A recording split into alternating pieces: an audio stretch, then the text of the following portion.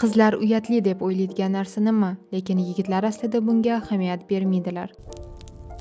Ziyofatda bo'lish va boshqalar bilan bir xil kiyim kiyish. Akne. Men bir qiz bilan uchrashardim. Agar u bir husnbuzar toshma yuzida bor deb o'ylasa, uchrashuvni bekor qilar edi. Men to'g'risini aytsam, hech qachon boshqa birovning aknasi haqida o'ylamaganman. Ahamiyat ham bermaganman. Bugun buni o'qishim kerak edi. Rahmat. Aslida bu izohlarni o'qib yig'ladim. Barchangizga rahmat. Men va xotinim tanishayotganimizda uning yomon aknasi bor edi. U o'zini juda noqulay his qilardi va bir necha marta meni og'riqli kosmetologik protseduralarga olib borishni so'radi. U yerda ularga ignalarni terisiga kiritib, nima qilishsa shuni qilishardi. Asosiysi, men uni chiroyli deb o'ylardim va bu haqida qayg'urmas edim.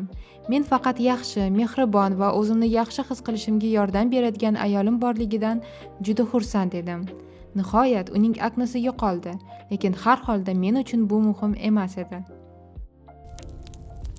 Meni o'rta maktabda bir do'stim bor edi. U yigitlar oldida ovqat yemas edi, chunki o'zining ishtahasi bilan ko'zga tashlanishdan uyalar edi.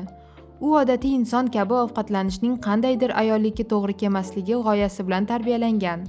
Bolaligimda bu meni chalkashtirib yuborardi. Katta bo'lgan sarim orqaga qarab buni eslash yomon his uyg'otadi. Tabiiy aksirish.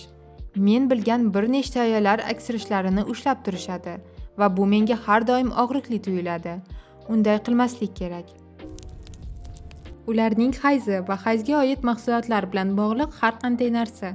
Bu mutlaqo normal holat va jamiyat ayollarning hamyonidan tampon tushib qolsa, xijolat bo'lishlari yoki xijolat bo'lishlari uchun hech qanday sabab yo'q deb o'ylayman.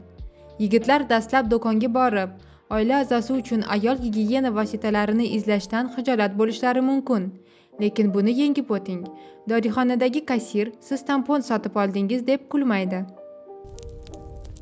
Ko'p yeyish, taomingizni tugatish. Aslida qizning ovqat yeyishini yoqtiraman. Bu shuni anglatadiki, siz u yerda xushmuomalalik bilan och ko'rinib o'tirganingizda, men ovqatni belkurak bilan yeydigan yagona odam emasman. O'tgan hafta oxirida uchrashuvga bordim. Nonushta qiz o'zining taomini oldi va uni bir necha daqiqada tugatdi. Men unga oshiq bo'lib qoldim. Chandiqlar. Mening xotinimning bilagida yoshligidagi sport kunlaridan qolgan juda ko'rinadigan 20 sm chandiq bor. U futbolka yoki mayka kiyganida buni payqaganman deb o'ylaysizmi? Hech qachon buni sezmaganman. Endi u yosh o'tishi bilan qo'shimcha chandiqlarga ega bo'ldi va ular qiziqarli hayotning hikoyasidir. U qornidagi bir nechta kichik chandiqlardan xijolat tortadi. Ular yomon o'simtani olib tashlash uchun o'tkazilgan jarrohlikdan qolgan. U ularni shikoyat qilganda men har doim javob beraman. Qara, senga pichoq bilan hujum qilishgan deb o'ylar edim. Biz uning boshqa chandiqlari haqida boshqa hazillarimiz bor. Chunki yoshi o'tgan sayin noqulayliklarga kulishni o'rganish kerak ekan. Sizning uyingiz mukammal tozalanmayotganini ko'rgan odamlar. Buni meniki emas, onamning kreditiga qo'ying. Sellyulit. Eshitganimdan xursandman. Bu narsa asabni o'ynatadi, chunki sellyulit genetik tarkibga ega ekanligi ma'lum. Rahmat.